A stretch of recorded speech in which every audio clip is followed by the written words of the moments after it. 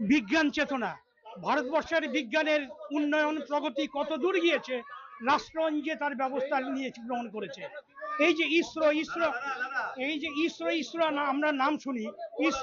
ইসরো এই যে space research centre, এবং তারা কি করেন, তাদের গবেষণাগারে ছাত্রছাত্রীরা হয়তো যেতে পারে না, কিন্তু রাষ্ট্র নিজস্ব একটা ব্যবস্থায় ময়দানে নেমেছে, স্কুলে স্কুলে গিয়ে, শিক্ষা প্রতিষ্ঠানে গিয়ে গিয়ে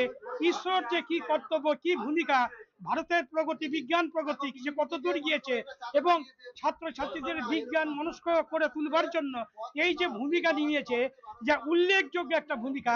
যেটা গবেষণাগারের মধ্যে সীমাবদ্ধ না রেখে তারা সরাসরি ছাত্রছাত্রীর কাছে চলে আসছে। ইসরো তেমনই একটা প্রদর্শনী চলছে, স্পেসের যে প্রদর্শনী, কতখানি প্রগতি, চন্দ্রযান কি, কিভাবে মহাশূন্যে তারা যাত্রা করেছিলেন, এই যে বিশদভাবে তার উদ্যোগ নিয়েছে ইসরো, এবং সেটা দেখানোর যে আয়োজন করেছে এইখানকার যে একটা school, Kanchrapara polytechnic high school, তারা উদ্যোগ নিয়ে এবং এই অঞ্চলের সমস্ত ছাত্রছাত্রীদের স্কুলকে আমন্ত্রণ জানিয়ে এই কাজটি করেছে।